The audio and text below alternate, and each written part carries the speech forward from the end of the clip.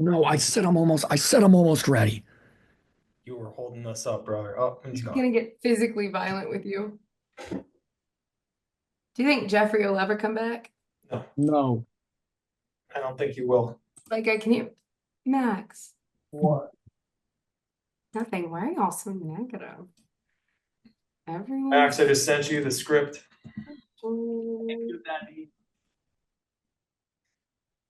Was that a faint thank you? impossible to say. What was that? Thank you, Daddy. Oh, that's okay. I thought it was a faint thank you, Daddy. But you didn't want to make that up if it wasn't real. Well, it now it sucks because I would have laughed if I was certain, and now I just get to acknowledge that it was a very funny thing to say from the distance. Thank you. That's all that matters. Let's all go around and say something that we're thankful for today. I'm so thankful to be here. Okay. Is this what we're doing? I guess. I'm so thankful that it's nice in Chicago today. The weather is nice. Nice. I'm so thankful for the energy we're all bringing to this theoretical room right now. Jeffrey, what are you thankful for? I am so thankful for every day that I've been able to. I am so thankful for every day I have been able to claw away from the jaws of death. Wait, I'm actually really I thought it was gonna be this is actually really mean because you didn't do it, but I was like gonna be my new all-time favorite Jeffrey bit is if he keeps doing this is what I'm thankful for, but kept muting as it happened and you didn't do it. That would have been funny. So that thing you never did, the thing you didn't do is the funniest thing you've ever done, Jeffrey. I'm going on strike. Okay. Cool. What are you You gonna in do? what union, bitch? What are you gonna do? Not get paid? Yeah. Yeah. Lose your benefits? I mean, I do feel like if there needed to be a union for anyone, it would be for Jeffrey. You could Oh, benefit from a union. I'd strike on behalf of Jeffrey. I'd against myself. Max, you just want to join a union. thank you, I was Max. I was a part of a union and it felt Oh. very powerful, and now I'm not, and I feel very weak, but I do make more money because it's corporate. Um, I will take I will take all people for right. the Jeffrey reunion. How about you get back on camera, bud? Yeah, where'd I'm you go? coming. What? Jeffrey. I'm sad. And you all are just gonna make fun of me again. You will make fun of you if it's just your voice too. It's not your face we make fun of. You mean it? Oh, there's our guy. There he is. Okay. I'll come back then. I love that little smile you do. That was cute. My secret smile. I was gonna say deformed, but that works too. Oh, Oh no, there he goes. who thought he was gonna do that? Oh, No, Jeffrey, no, you're getting no. predictable. Jeffrey, you better come back on screen because that would be pretty unpredictable if you were to come back. Ooh. That would really You throw guys me know for a how loop. you guys know how obviously this is a high quality show already, but it'd be a lot more high quality if we were all in the same room when we filmed and we all lived in the same city. Yeah. Yeah. And you know how we've had some spats about not moving to the same city and digging our heels in about not all living in the same place. Yeah. Spats? What city would be funniest for all four of us to none of the current cities get to be there? We have to pick a four. Amarillo. Amarillo, Texas. Okay, Would be funny. I have a running theory that Amarillo is in the top 5 cities that are mentioned in song titles. I think there's a lot of Amarillo songs. Like obviously there's a lot of New York. I think Chicago's up there. Los Angeles is, but it's called a lot of different things. And then I literally think it's like New Orleans, then Amarillo. There's so many country Amarillo songs. Amarillo by Morning. Amarillo by I forget her name. There's a couple. I think it would be funny if we all moved to Salt Lake City. That would be funny. Us and the Mormons. Us and the Mormons. Yeah, where a Gaslight Game Show brought to you from Salt Lake City. I think would be pretty good. A cultural revolution. Yeah. Mm. If we all moved to live in Las Vegas. Honest to God, it seems so ridiculous to live in Las Vegas that at times in my life I've been like, if everything changed and I just had to find a new place, I think it'd be kind of funny to just like go be not fun. I mean, just live in Las Vegas, just fully commit, you know? That there's a max, like 5 bad things go wrong, but that 6th one doesn't totally destroy me. I think Max ends up living in Vegas, you know? Where do you live if it totally destroys? I have the same question. Well, because I only want to be in Vegas if I can have a little money to have fun in Vegas, or even enough to just kind of get started and then ruin my life there. Like I don't want to, if I lost literally everything, I don't think Vegas is then where I'd go, you know? I think in the same vein, more appropriate of a place for us, but also I think funny would be Reno. Reno. My friend from Reno, like Reno show. my friend from I know nothing about it except that my friend from there loves it. Loves talking about being from Reno. He also loves talking about himself. Not sure if he watched. Oh, what up, buddy? Love you. But what's up, Jeffrey? Oh, I was meaning to do like, love you, buddy. Love you, buddy. Is he dead? No, he's not dead. I hope not.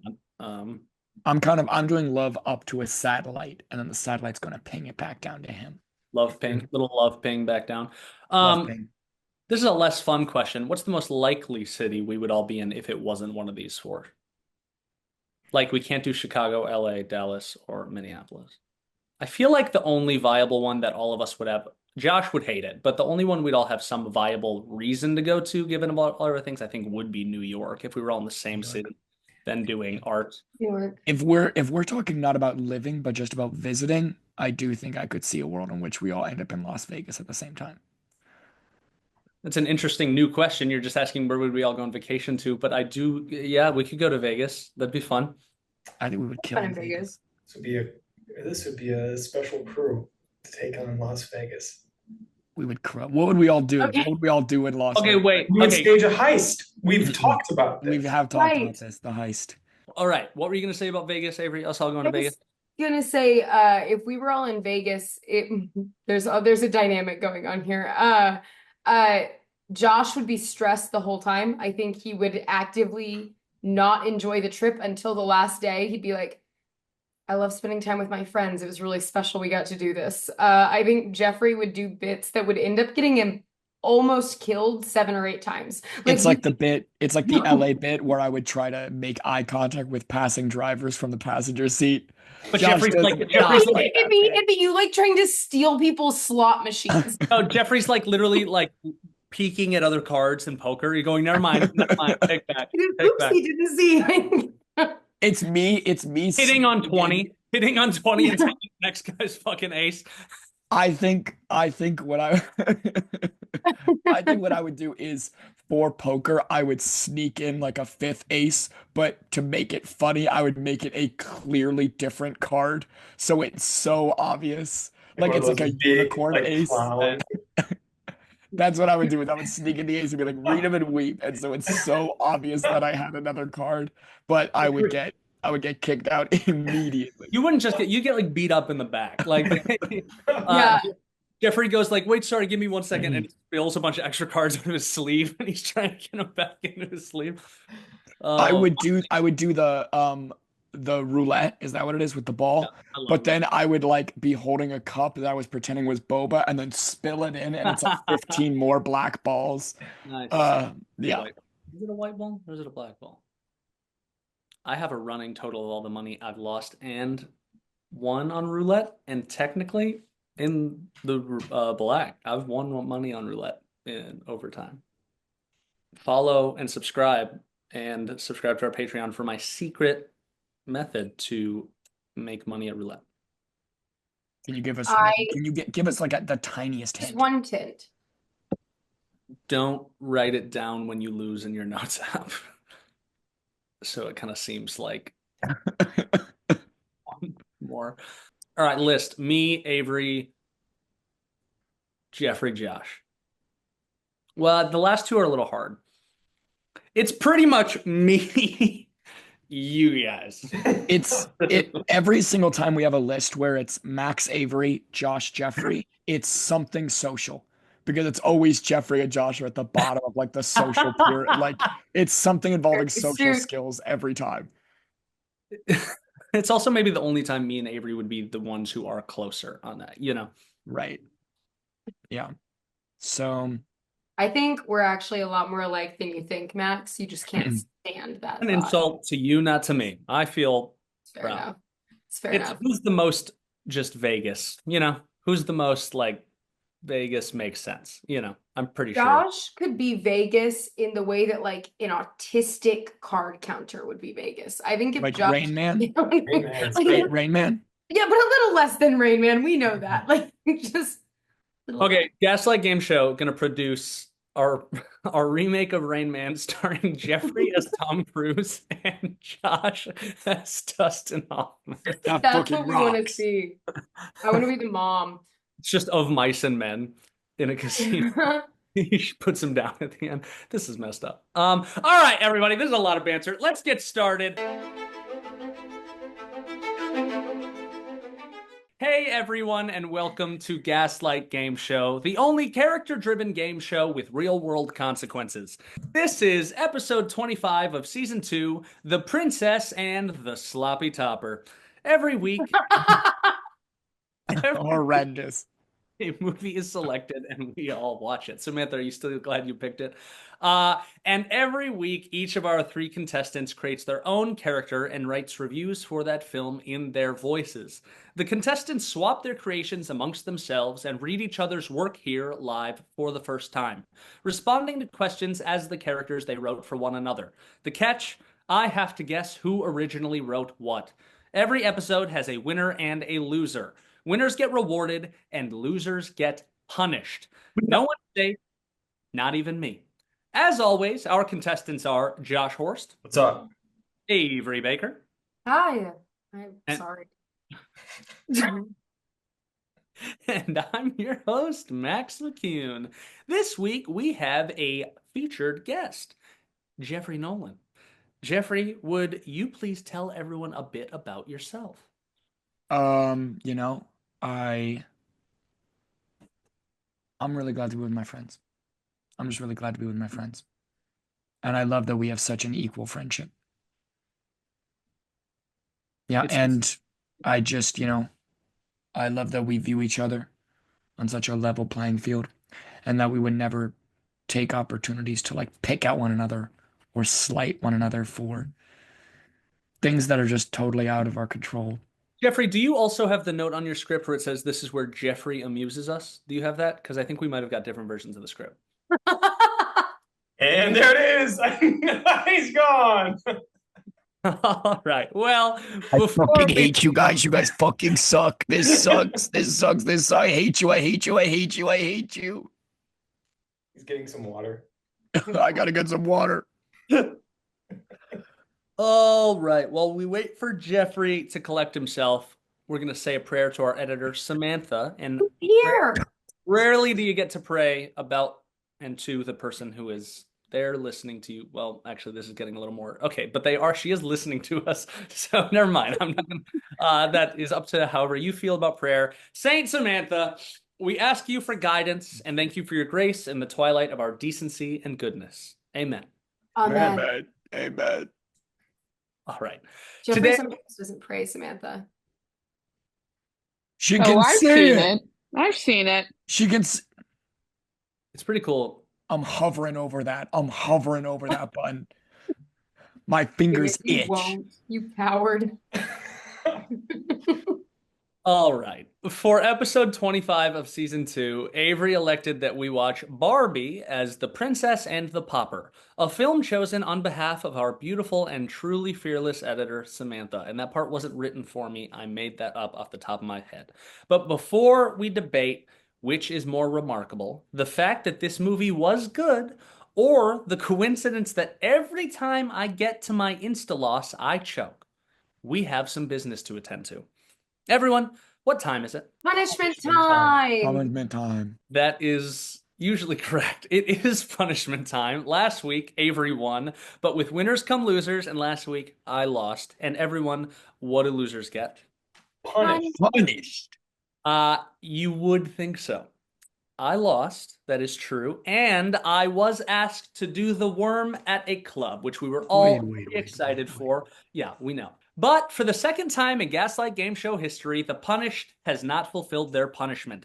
This is not without precedent. In season 1, Avery forgot she was asked to learn a series of luchador moves and present them for us live, but at least Avery had the decency to put a bag over her head and humiliate herself by flopping around like Lenny at a Wiggles concert. Me? What did I do? I oopsie-daisied the group chat this morning with a forgiveness not permission psyop because my girlfriend told me if I ruined her birthday by getting an ambulance called for a Breakfast Club-ass white boy having a seizure on the floor, she'd tell my friends about my Ayn Rand book club. That's right. I ended up doing the exact amount of work I do for the average episode, and you all get to eat it. So, where does that leave us today? Well, about 10 years ago, some of you might recall, Jeffrey was supposed to do a wellness check on his succulent that we named AR-15 so that he could finally stop procrastinating burying it alive. So I guess, because of my mess up, that is today's entertainment. You all get to see the shameful thing Jeffrey was hoping we'd forget about so he wouldn't have to do any work, and while that sentence could apply to many things, it's just a dumb plant he named in memory and he's gonna ask to take that part out because he hates Samantha. Sorry, Samantha. Sorry, we suck. Sorry for everything. Sorry for Jeffrey. Jeffrey, do you have the plant you named AR-15 not because you support how they're most famously used? Oh.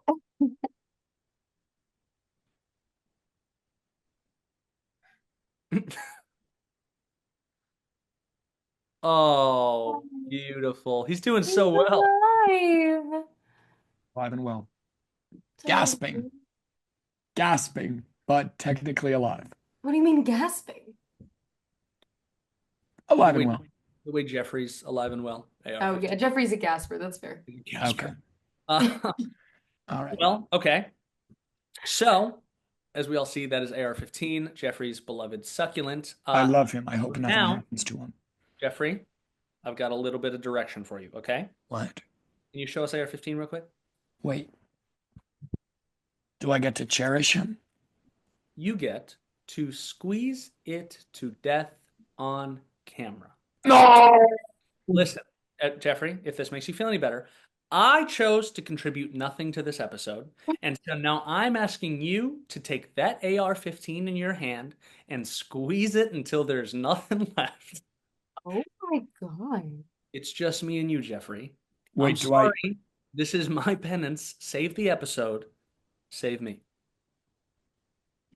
Do you still need to do the worm? Yes. Do I still need to police bury it? Yes.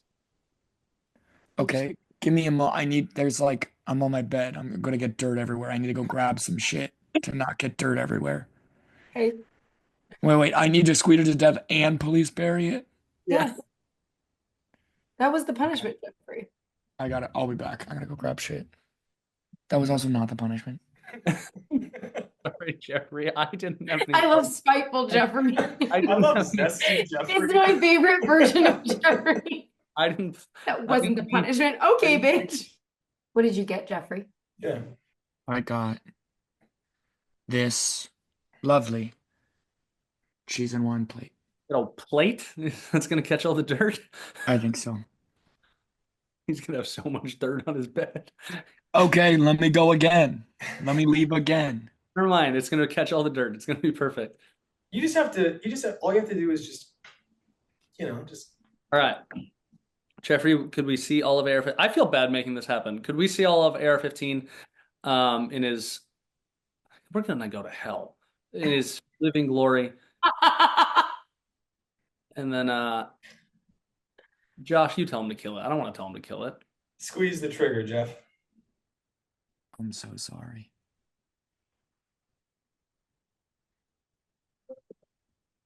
He is gonna be on this.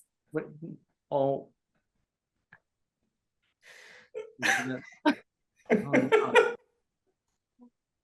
He kept it for so long. How's he look? Probably the longest he's Oh, kept it in his life. I'm so sorry. I'm s- Oh my God. Eat I'm, it. I'm so sorry.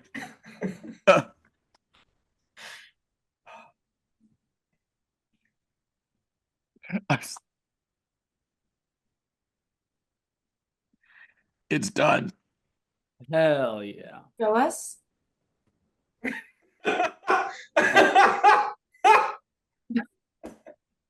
That's great.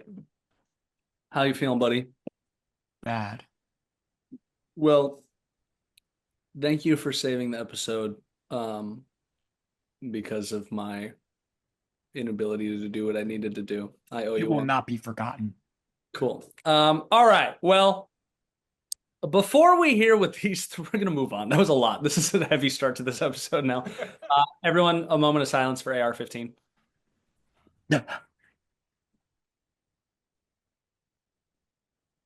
All right.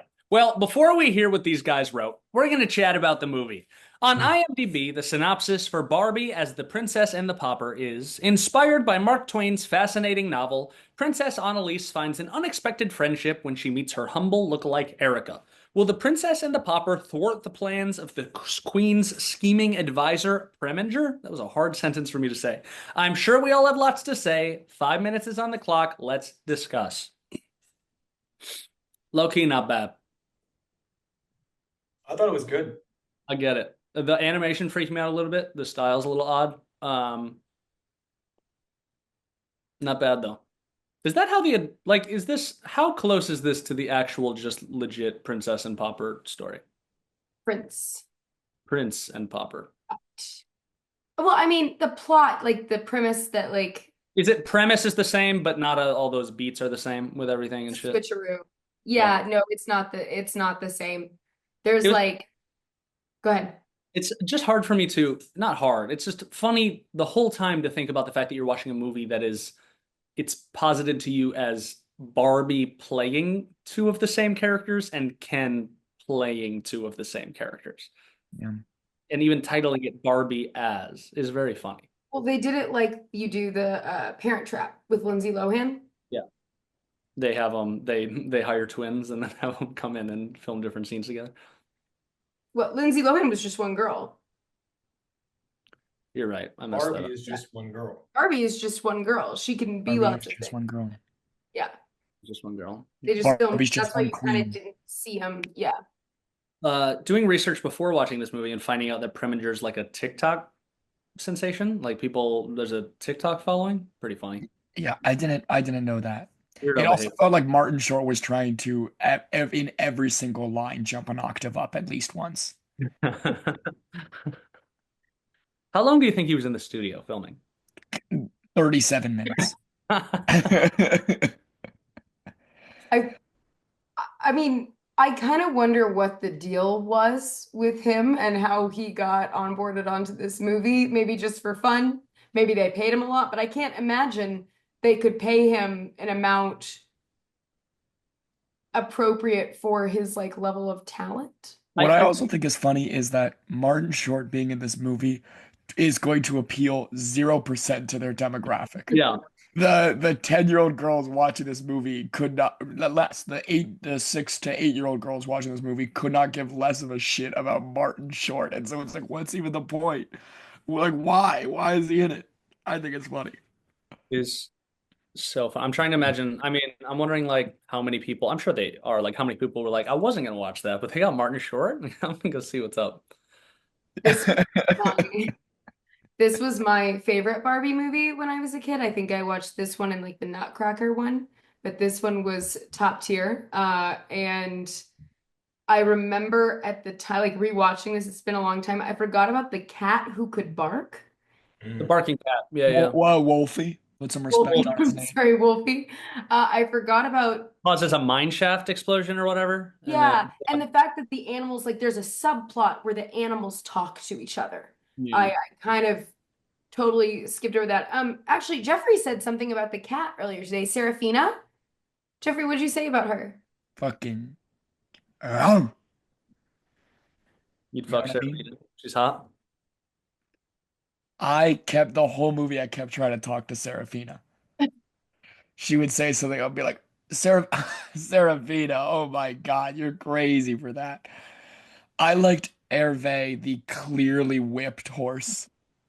The horse that had clearly been whipped. And like I was like, man, that is he can only help so much because he is too afraid of retribution from the masters. Like that is clear. And I was like, that's a terrible character to have in a kid movie. I like Nick and Knack. Nick and Knack are fun. Hmm? Nick and Nack. Yeah. I love nothing gets me. I've got a running list. By running list, I mean I came up with two and then forgot to keep doing it. But I just think little duo names for like henchmen. I think it's a great bit. So funny. Amazing. Knack was the slower one, right? I think so. I was a little disturbed at how incapacitated Knack was. It was a little borderline for me. It was on the edge. There are a Josh was few like, things. "This is too far. This is too." Yeah, and then they hit him. They were pretty loose with hitting Knack. There are a Um, few things in this movie that the themes are a little dark. what's the Preminger, the dope song? It's kind of a banger. It's It's a temporary setback. Temporary loss. Samantha, can you? I think Samantha could do the whole song right now. 100%. Give us one more bar. Oh No. no, yeah, no. Fake fan. Fake fan. Oof. Didn't even watch it. That's fucking Um, brutal. What do are our people have- rankings? What yeah, does do everyone people give have number ratings? I give it an 8.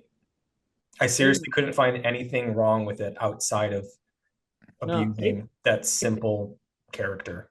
8 might be a little high for me, but I think that's just the ceiling for which is inconsistent to me because I don't do this with other movies, but it might be the ceiling for the type of movie for me. So it might be like a 7. Just as far as Barbie movies go, it's a banger, you know? How I'm many a other Barbie movies have you seen? Actually, maybe this is dog shit and the other ones are better. So maybe, well, okay, I'm giving this a 7 because it's either as high as these movies can go, or the other ones are so good they blow away that preconception, and they are straight up 8, 9s, and 10s, and they deserve them. I'm gonna give it a 6.5. Songs hit though. The songs hit. Songwriting's really good. Yeah. The cat's meow for the song where she sings about how That was my wolves- favorite Great song. I song. love that song. That rocked. That Great rocked. song. I'm gonna go between Josh and Jeffrey. I'm gonna say 7.5. Nostalgia, it's a great movie. They did a whole series of ballet movies around this, which are darker. The themes get weirder. Yeah, love this movie. Ballet Samantha, movie, what? ballet movies, Prince and Pauper or Barbie? Barbie. So it's Oh. like Barbie Swan Lake, Barbie Nutcracker, and the Swan Lake one is dark because Swan Lake is pretty dark. Double feature of that and Black Swan. That goes so hard. Um, Too. One of my favorite things was on the Wikipedia for this was, I think her name's like Erica Sheridan or something. I don't remember her name. The woman, I should look up her name. She's an avid listener, so I don't want to. Kelly Sheridan. Sorry, Kelly. Kelly Sheridan voiced Barbie, and there's a very funny part when you Wikipedia this series of movies that it's like voiced Barbie from 2005 to 2010 and from 2012 to 2020. It's like what happened between 2010 and 2012 where she was like no more, and then very quickly was like bring me back. I miss it. I feel like they could have glossed over the 2 years she wasn't doing it. But cool, honestly, that's pretty good reviews as far as what did you rate this, Jeffrey? 6.5? 6.5. What did you give 6.5. Citizen Kane? Josh gave it an 8, so we ranked it from 6.5 to 8 was our range. I'm trying to get better ever since my Five Nights at Freddy's and Citizen Kane debacle. That was Classic little switcheroo right there. All right. Well, on to the reviews, what you're all waiting for. These three watched Barbie as the Princess and the Pauper, generated a name, age, and location for a character, and then wrote a movie review in their voice. You'll hear each of them read 4 main sections. 1, character bios. 2, get to know you questions. 3, improvised responses. And 4, the movie review. Everything except the improvised responses have been written for them beforehand. This is also the first time the contestants have seen each other's work. It's a cold read. They have no idea what they're about to say, and I have no idea which of them made what character and corresponding review. The writer is not necessarily the reader, and I have to guess who wrote what. They're trying to trick me because if I get them all wrong, I lose. But if I get even one right, then whichever one of them I score the lowest is the loser. No matter what, someone's getting shafted. There will always be a loser. Losers get punished. Loser get Punished. We're going to start by getting to know each character with a structured interview, do some off-the-cuff Q&A as a group, and to finish off, we'll hear the reader's movie review. Our first reader is Avery. Avery, would you please introduce your character and give us the title of your review? My name is Eden Farrell. I am 55 years old. I live in New York City, the greatest city in the world. And the title of my review is Picture This. All right. Well, that's a nice way to come on in. Well, welcome to the show. Would you please tell us a little bit about yourself? Oh, no. Hold on, there we go. That's Okay. right. Picture this. Barbie is thrust into some of the world's greatest works of literature. Hi, I'm Eden Farrell, the original creator of Barbie and the Princess and the Pauper. And I know what you're thinking. Haven't we seen this before? Well, if you gentlemen think I'd come on this very prestigious platform of Gaslight Gameshow to pitch you some outdated crap, you'd be mistaken. I know what you're thinking. You're thinking we need something new, we need something fresh, we need something edgy, and I am right there along with you. Which is why I am very proud to present the Barbie movies that match the zeitgeist of a new era. That's right, gentlemen. Without further ado, I give you Barbie Banned Books series.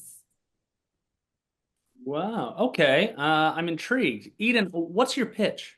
Okay, all right, a man who gets right down to business. I like that. Okay, so first up, we got Barbie in Of Mice and of Men by Mark Twain. A classic story of 2 men just trying to survive during the Great Depression, but make it Barbie. Barbie plays everybody's favorite optimist, Georgie, a swell gal who likes to sing in the orchard where she lives and works, pickling sparkly guava fruit. And the orchard is owned by a kindly gentleman and his wife.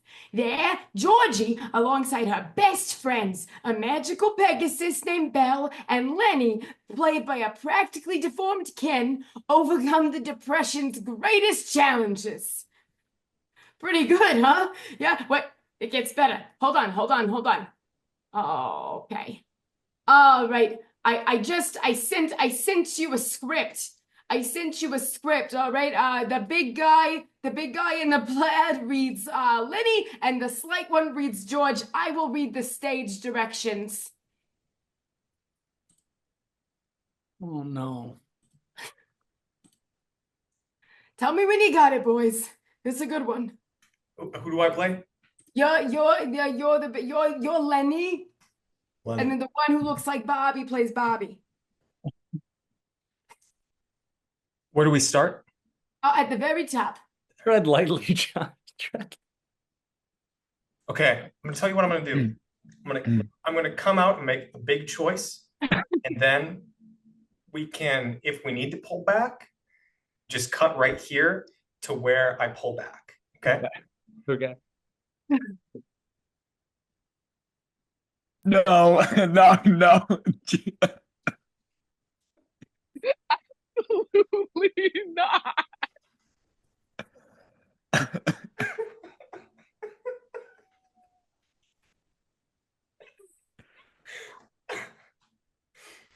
All right, let's bring it a little back. Let's bring it to John Malkovich levels. Yeah. All right. Thank you. Ready? With me. Action.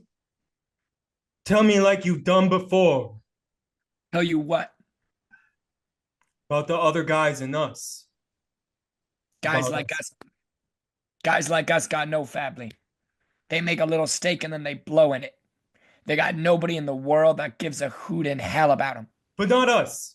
Tell about us now. But not us.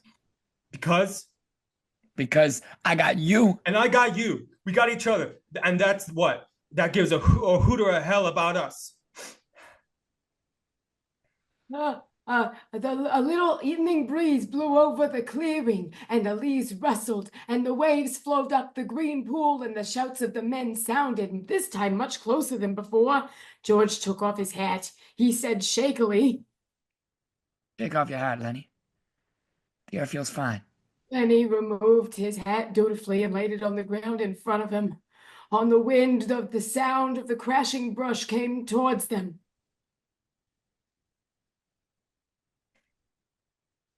Tell how it's gonna be. Look across the river, Lenny. And I'll tell you so you can almost see it. We're gonna get a little place.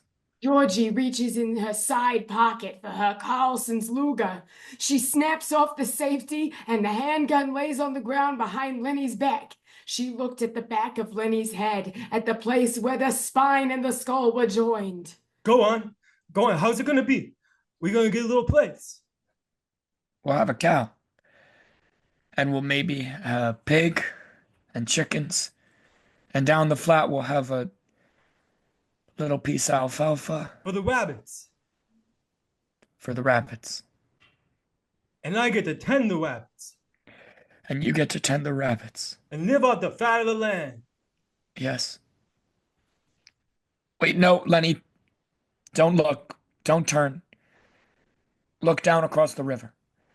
Like you can almost see the place. Go on, Georgie. When we gonna do it? Gonna do it soon. Me and you.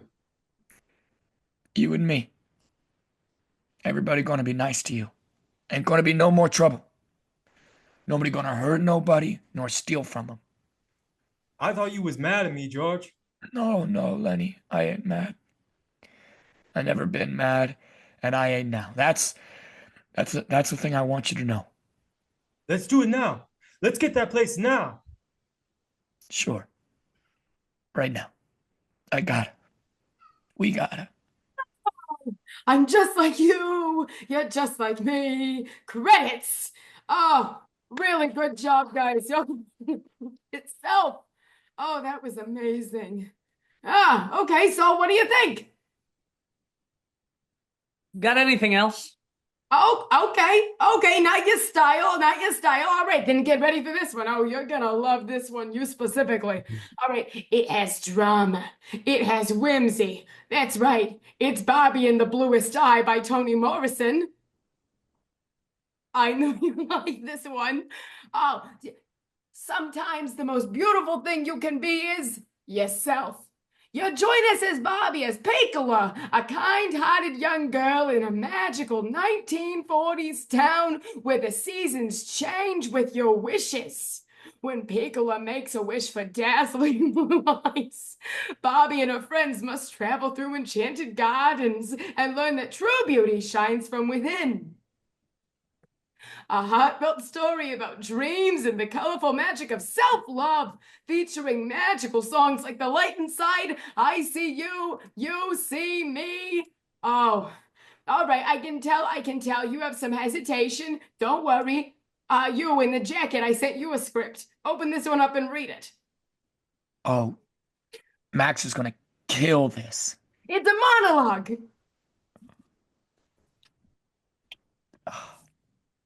Wish it was me.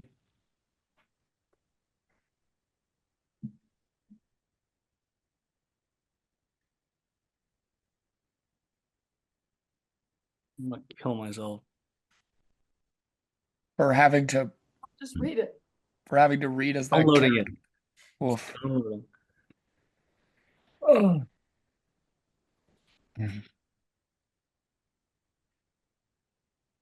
Sorry, 1 second. Cut this. I'm gonna open it on my phone. This big dumb.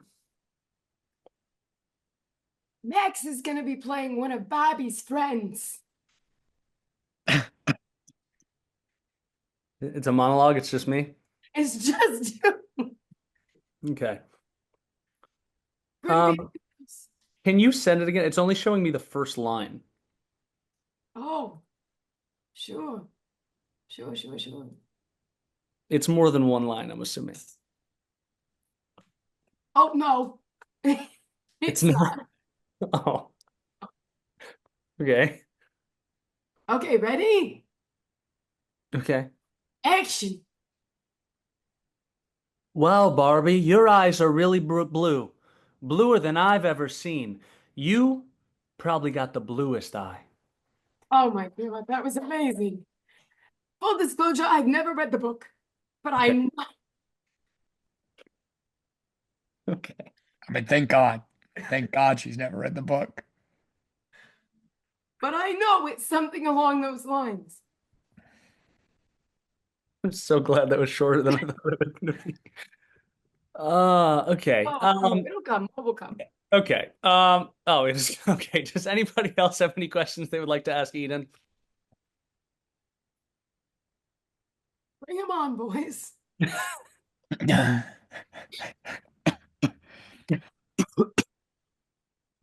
it's thick. I've got a question. Yeah.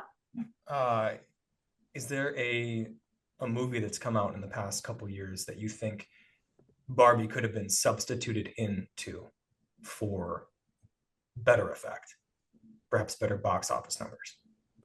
It's a really good question. That's a really good question. Obviously, the Barbie movie came out recently, but you can't replace Barbie with Barbie, even, whatever. Oh gosh. Oh gosh. I guess if I had to choose a movie that I think Barbie could do a decent amount of justice to, it would be The Green Mile. Nice. Yeah, go ahead. Yeah, I had heard that there was I guess, kind of banned uh movie Barbie in Reservoir Dogs. And Oh, I am wondering if you could shed some light on why that particular movie has not been allowed to be released to the theaters. sure, sure, sure. It's pretty simple. It's the violence. It's the violence. People, you can't have Reservoir Dogs without a man dancing around torturing another man or Barbie torturing Ken. But people, when we beta tested it, which I'm impressed you've even heard about that. When we beta tested it, it sort of came out to be that the audiences were disturbed, and the children, instead of learning about the movie of Reservoir Dogs, they ended up just walking away, fearing their dolls at home, which had the exact opposite effect that Mattel wanted. But we actually made that one shortly before Princess and the Pauper. So, plan Bs work out sometimes. Yeah. That and the sexual assault. All right. Yeah. This is some cool insight into the studio system. Thank you, Eden. You're welcome. I'm curious, what did you think of this movie? Okay. I hear you. I hear. Yeah, that movie, Princess and the Pauper, it's my magnum opus. But Maxie, this next one, I tell you won't even believe this. We are seeing Barbie in the perks of being a wallflower, and just like Princess and the Pauper, Barbie plays both the young boy and the aunt that touches. Oh, hold on. Hello? Sure. Yeah, okay. I hear you. I hear you. All right. Yeah. Bye-bye. That was Mattel. They are not happy, and I gotta go.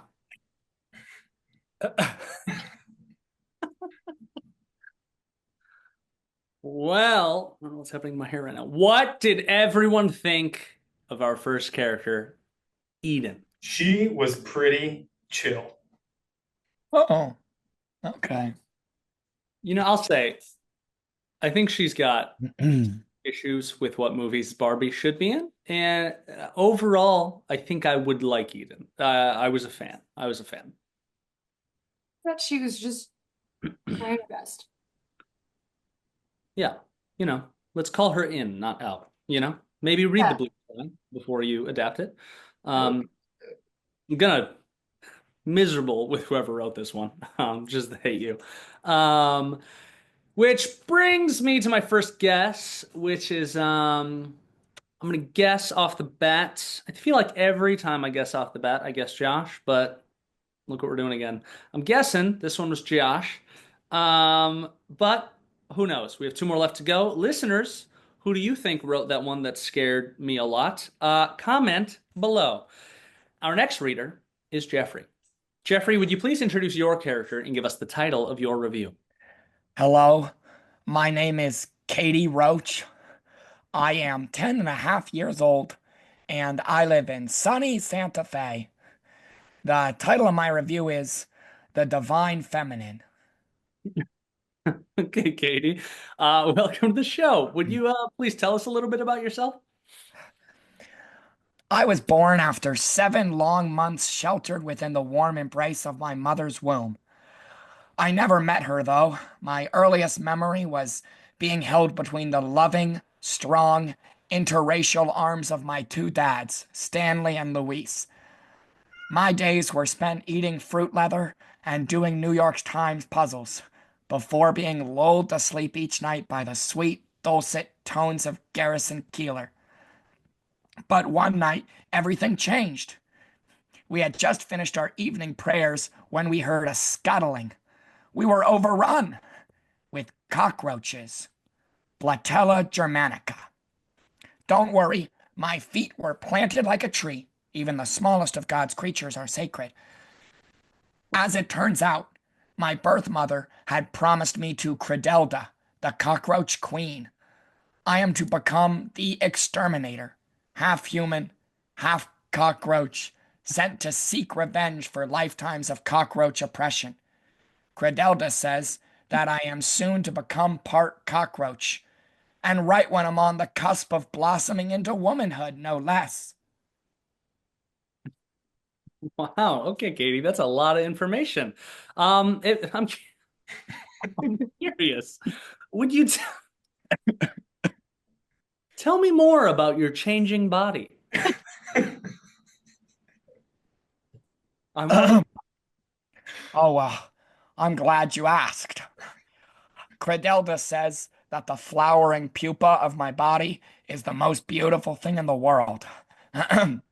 As I grow and develop as a cockroach, so too does my body begin to embrace the fullness of my femininity. Some things are easy to hide, like my hips getting a little bit wider or my back becoming harder as the shell begins. But some things are a little harder to hide. I'm starting to get acne all over my face, and I'm having to grow my hair out long because of my antenna. I'm even starting to get my buds on either side of my mouth. My mandibles are coming in. Wow. Good for you, Katie. That's a lot to deal with at your age. What is the greatest challenge you've ever faced? Melissa Vandergelt. She says my whole situation is weird. I feel like I can't walk 2 steps anywhere in the school without her making some mean comment about my sewn together jeans or my two dads. She says it's not normal for a kid to go through school like that. Stanley and Louise says that I should just focus on filling my own sail, and that if she keeps trying to turn into the wind, she'll only drift further from God's light. Credelda, the cockroach queen, says once my mandibles come in, I can eat her. Does anybody else have any questions they would like to ask Katie? Yeah. Katie, what's your favorite food? Well, it's been starting to mix around a little bit.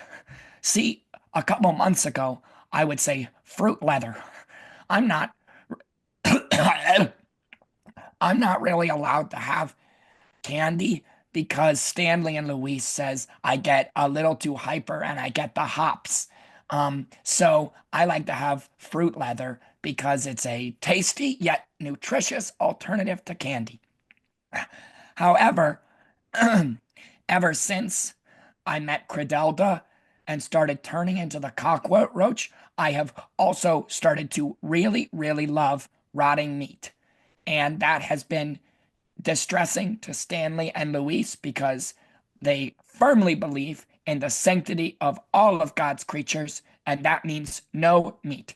But the cravings are insatiable, and so at night I scurry into the neighbor's house and dig through their trash to see if I can get any scraps. Have you tried talking to Stanley and Luis about some of the changes you're going through? I feel like they might have some good advice for you. Well, they do have some advice, but they have to always say that they don't know too much about it.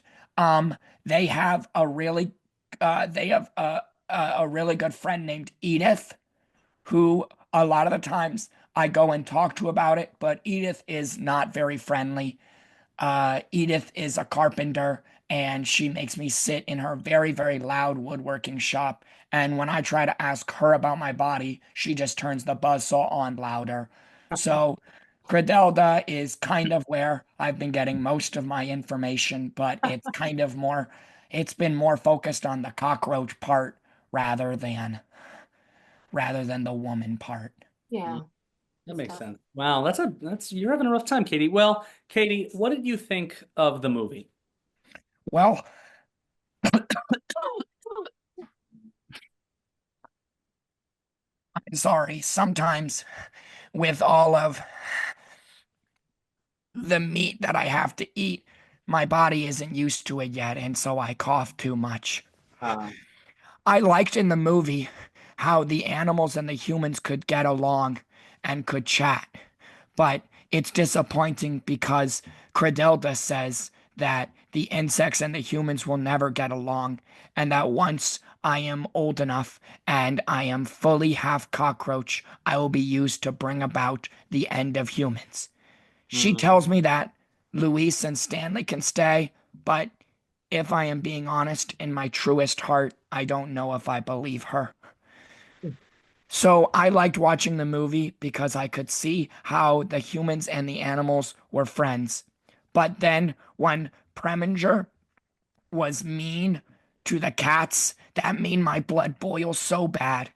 And I stopped talking and I started clicking and I started clicking and then legs popped out and I started becoming more cockroach and my vision became red. And when I woke up, I was in Melissa Vandergelt's house and I was over her bed and I couldn't find Melissa Vandergelt and I felt so full. And so I haven't been watching any movies anymore.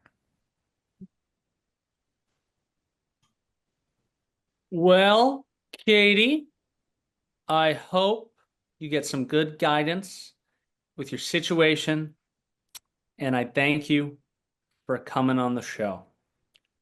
What did everyone think of our second character, Katie Roach? Classic Kafkaesque dilemma there. Very. That was rough. It just kept getting a little worse and worse, you know? It's so sad that most of what she said about was just real adolescence. Really, Wow. Right. this says a lot, you know? Well, He's dead. Oh, he's back. Was I the one who was frozen? You were frozen. Yeah. Oh, my bad, crew. Jeffrey out of nowhere going, he's dead. He's back. A lot of fun. That's what you should say if I'm on your good side or your bad side. Like whenever you're mad, you should go, he's dead. And then when you're fine with me again, he's back. He's dead. To me. All right. Well, I don't know who wrote these. I'm gonna say Jeffrey for now. Fuck it. I'm already in a bad mood. If I have to do, nothing's even happened, and I'm in a bad mood. If I have to do two punishments in 1 week, and one of them is the worm punishment, Doing the worm in a bat cave. We'll combine them for you. Yeah, we'll just make it easy. Would that be a possible thing? Would we be allowed to riff? Could we just add on to the worm punishment instead of giving you two separate ones? Could we make the worm worse? You have to do the worm, but I mean, wearing look, one of listen, those listen. you have to Look, do the worm, but you're wearing one of those inflatable dinosaur costumes. I won't do that. I won't do that. The one I will consider is I'm not even 100% sure I'll consider it. Because I literally fought someone when they tried to bring me in the Batcave. But it is just such a funny concept that if I lose, You would find a bat cave? What? I don't oh, I don't no, there's a free flying bat exhibit at the Lincoln Park Zoo 10 minutes away from me. Oh, Yeah. doing the worm in a Will the zookeepers ask you to leave? Yeah, that would rock. No, I would not do it until the zookeepers asked me to leave because there's not even any zookeepers in the fucking thing. That would be so long. We'll talk about this later. We'll talk about this later. I love that we're planning for you to lose. Could you do the worm underneath the Chicago bean? I would love that. That would rock. That would rip. That would take it. We have a bean punishment for you, and we could kind of cross that one off too. Even if I don't lose, let's just talk about the punishments. We'll figure it out. We'll figure out what's funny content. But if I do lose, let's definitely. But okay, right now I'm saying Jeffrey for this one, but who knows? All right, our last reader is Josh. Josh, would you please introduce your character and give us the title of your review? I'm supposed to be a 16-year-old girl from Newark named Miriam, who wrote the review titled Favoring Feminism Over Classism in a Favorite Feminine Classic. But I lied in my application. My real name is Mike Roll. I'm 58, and I live in Cincinnati. And this is why I put every Muppet from the set of Muppet Treasure Island in my ass. Interesting, Mike. Okay. Would you tell us a little bit more about yourself? Remember me? I applied as a contestant last week for the Muppet Treasure Island episode. You turned me down with a pretty rude email. You called my submission the kind of cheap humor we're trying to move away from as a show. You clearly didn't read it. I'm sorry, I didn't want to lie. And yeah, you could disqualify me, but I could just apply again under another name. Might as well let me read. I'll continue. I was a PA on the set of Muppet Treasure Island, and I was wrongly terminated because of a misunderstanding with the props department. I put every Muppet from the set of Muppet Treasure Island in my ass. I'm not sexually attracted to the Muppets. Yes, I did put each of them in my ass, but it's not because I think they're hot. I did it so my family wouldn't die. I have OCD.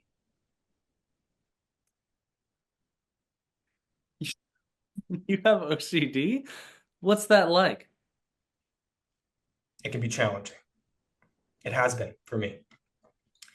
The International OCD Foundation defines obsessive compulsive disorder as a mental health condition where individuals experience persistent, intrusive thoughts or repetitive behaviors interfering with daily life. These obsessive compulsions can seem strange to others, but they make logical sense to the individual with OCD. They are intended to neutralize or prevent feared outcomes, not for self-gratification. My compulsion was to put every Muppet from the set of Muppet Treasure Island in my ass. Wow, interesting. What? Why? Compulsions are often triggered by stress. During filming, my aunt was deathly ill. The crew went out for drinks. I tagged along to distract myself. Someone snuck an extra Rizzo the Rat puppet to the bar. We were joking around. Someone kissed it.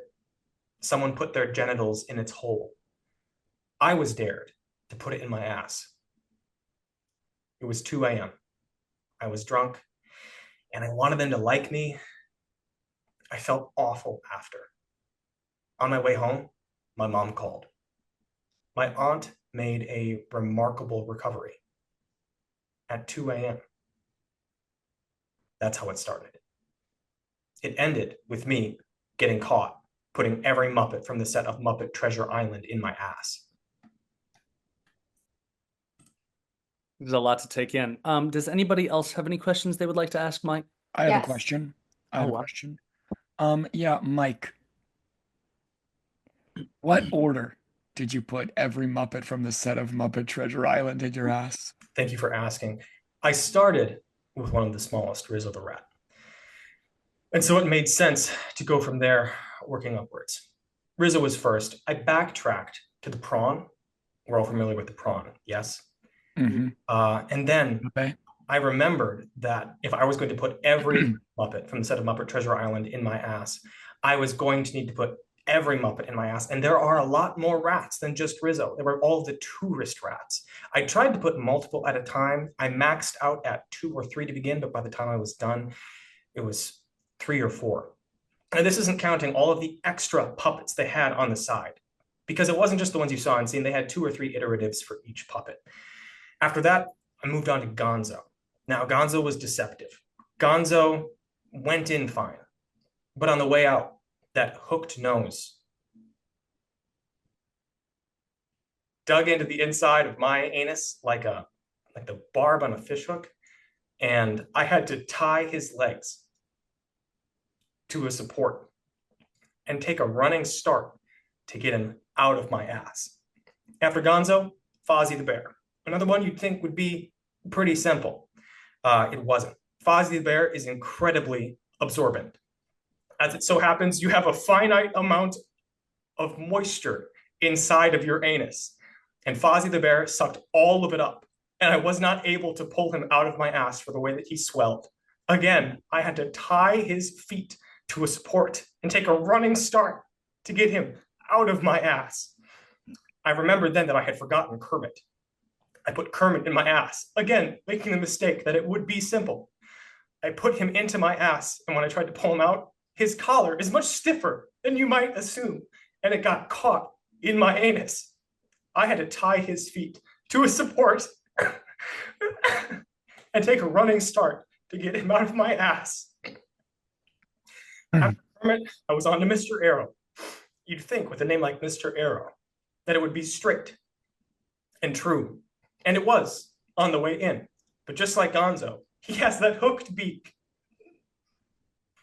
that got stuck in my anus like a fish hook. I had to tie his feet to a support and take a running start to get him out of my ass. After Mr. Arrow, I tried to do Beaker and the other scientist at the same time. Alone, they might have been fine. They're pretty aerodynamic and smooth. But together, it proved a real issue. They got stuck. And so I had to tie their feet to a support and take a running start to get them out of my ass. After them, I put all of Electric Mayhem, including their instruments, inside my ass. Electric Mayhem, they were fine. The instruments were a real problem getting out of my ass. That was a mistake. I didn't have to do that. I felt compelled to at the time. Later, I regretted it. The worst getting out of my ass was the guitar.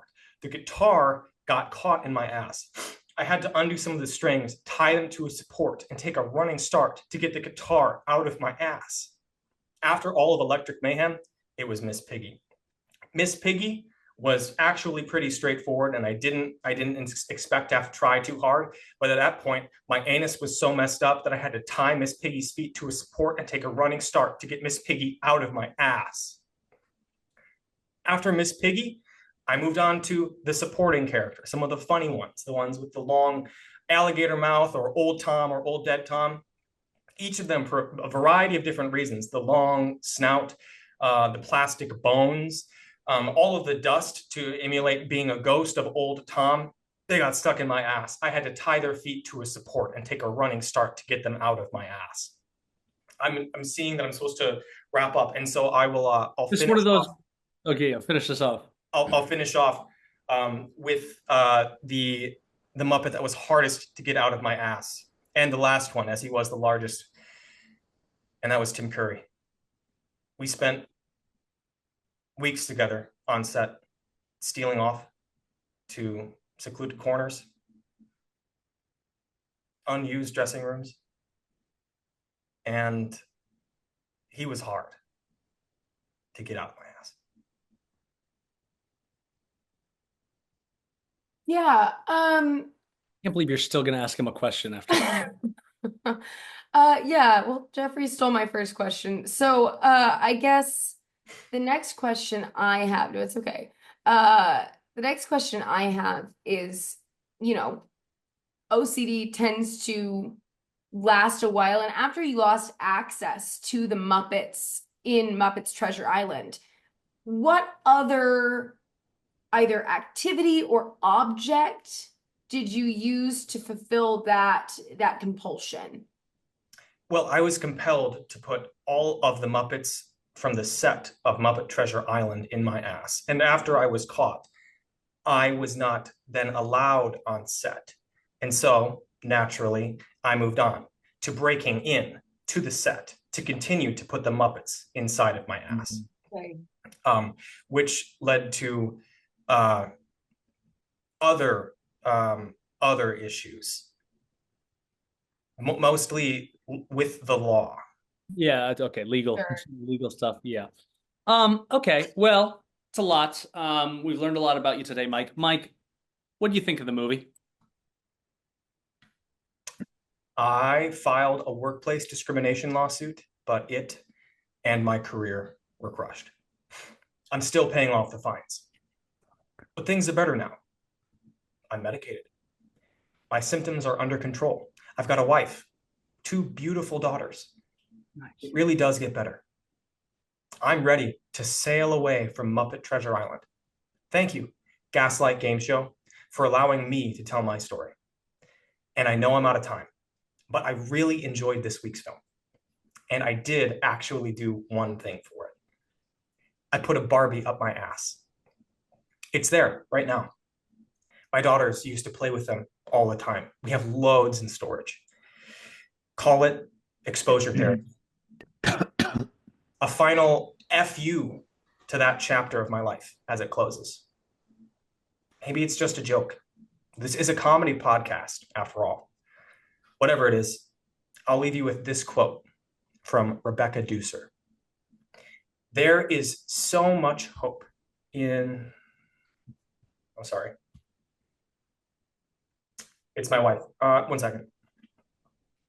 Hang on. What's... Wait, what? Slow down. They slow down.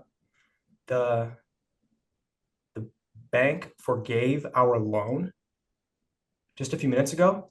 Did you call them to confirm that it's real? It's real? That's amazing. Honey, that's unbelievable. We can keep the house. We can... Oh my God. What did they say? What was the reason? No reason? No way. Did you... No, you thought I did something? No, it wasn't me. No, I guess it's just a miracle. I didn't do anything.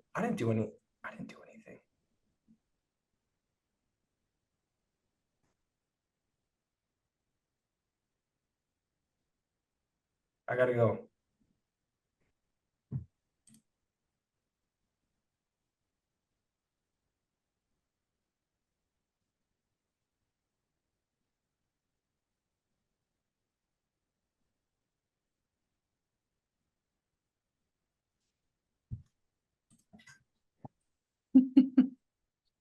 I felt like I was really in it with him at the end right there. Our listeners are gonna fucking love that beat. What did everyone think of the third character, Mike? I think he might Wait, be Mike is right. back.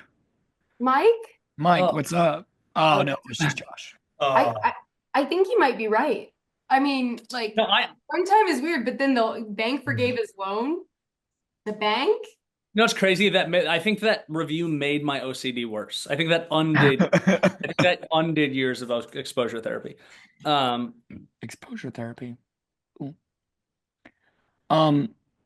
Wait. What was that, Jeffrey? Do you wait? What was? No, I'm thinking. What am I thinking of? Elaborate on I'm what thinking of conversion therapy, and I was like, I thought you were doing a bit. No, exposure therapy. My bad. That review undid years of conversion therapy. conversion. It made me gay again. Yeah. Yeah, that's my bad. Yeah. Back with the gays.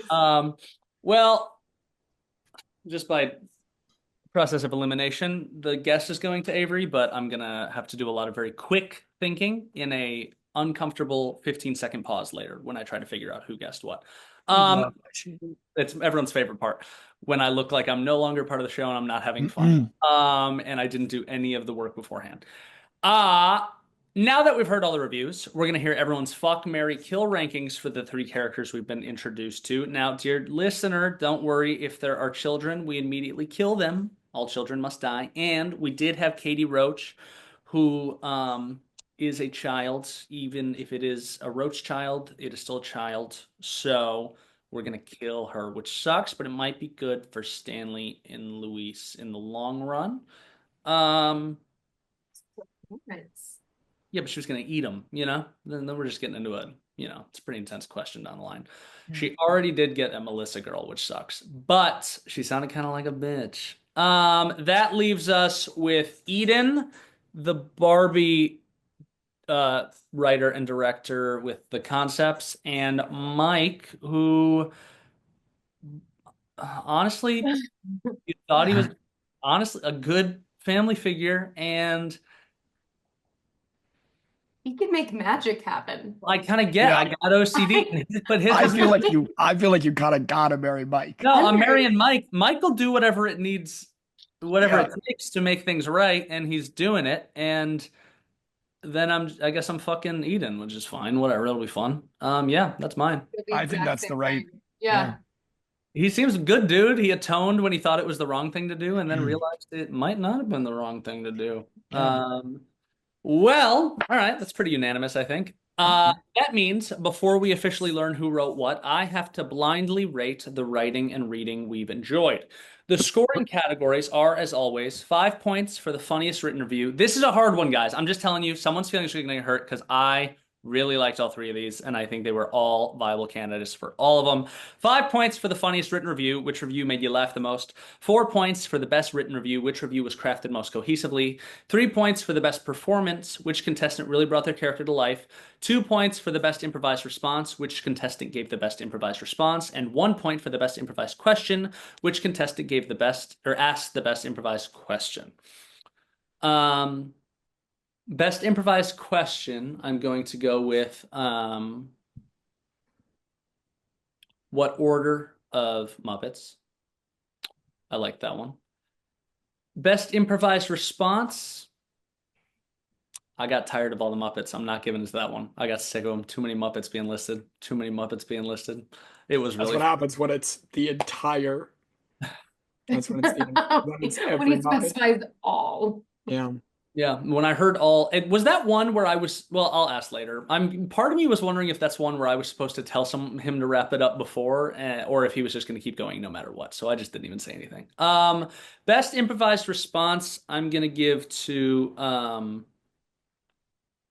I forget exactly what it was, but Katie in her room getting, Edith the carpenter was funny. I'm going to give it to Jeffrey for that.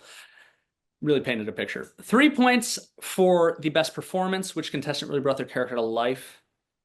I'm also going to give that to Jeffrey. I believed Katie. 4 points for the best written review, which review was crafted most cohesively. Now, this was a toss-up. This was, honestly, it really came in at the wire. I really liked all of them. Thought this was up there for, I thought all of them were up there.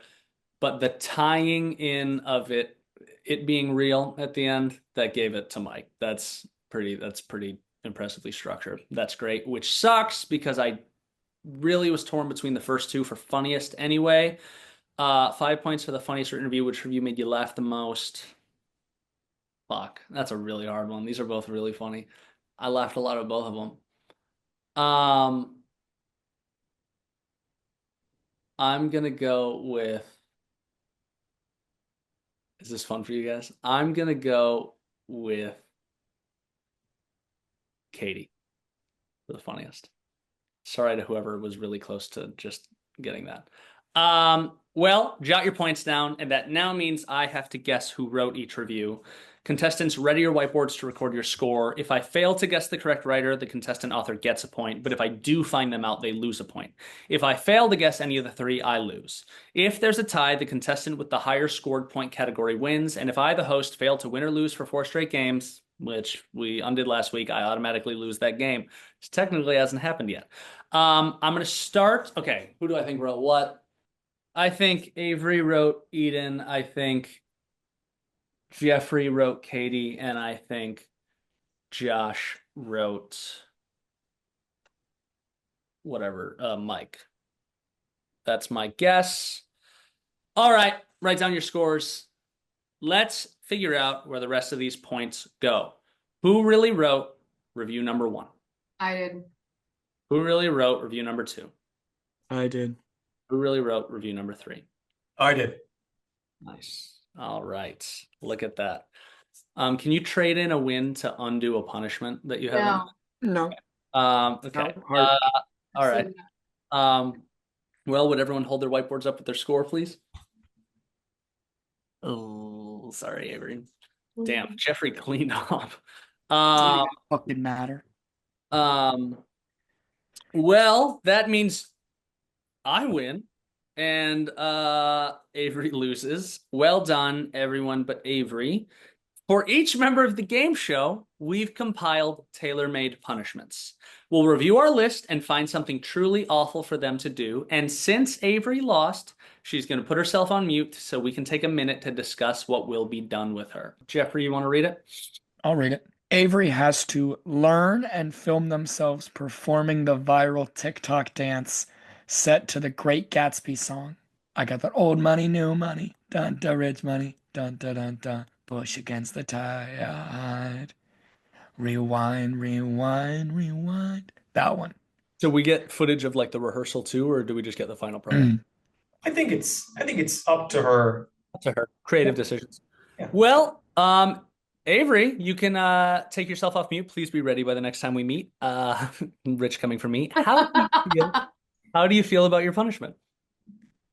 I don't know because I don't know what the stance is, so I'm gonna have to look into it. Ooh, she's got a little mystery Got a involved. little That's fun. research to do. You're gonna love it. I have a feeling I'm not, and I just have to do it. I don't have to. Cool. Yeah. I'm not actually gonna ask clerical Just questions. have to do it and record it. Just learn That's it, do it, record it, and then we see it. Cool. Cool. Yeah, I'll let you know. Cool. Well, that's fun. That leaves us with one final matter, and it's learning what movie we'll be watching next week. The winner has the honor of choosing the next week's movie, and since I won, I get to enlighten you with my selection, and it is going to be a week late now, but Conclave. The Pope died, R.I.P. St. Francis, or it's not for St. Francis, Pope Francis. Let's watch Conclave. Or went out for a real one. Hell yeah. Oh yeah, I think it's fitting. You I'm know? actually very excited for this. Oh, yeah, it's fun. Yeah. Cool. I love all those boys, the boys in that movie. Well, I can't wait for Conclave. I'm excited. Been meaning to watch it. To our audience, please feel free to watch along with us. We're of the times. We're very current. Well, listen, everyone. I love killing. Watch Gaslight Gameshow on YouTube. Listen to us on Spotify and support us on our other platforms, Instagram, TikTok, YouTube Shorts, and Patreon. We'll be coming out with a new episode every week, and we'd love to hear from all of you. Comment, reach out, be loud and annoying. We love that. If you comment something funny on any of our social media posts, we'll read it on the episode. And I love to kill. Tune in soon for more torture. Bye for now. Goodbye.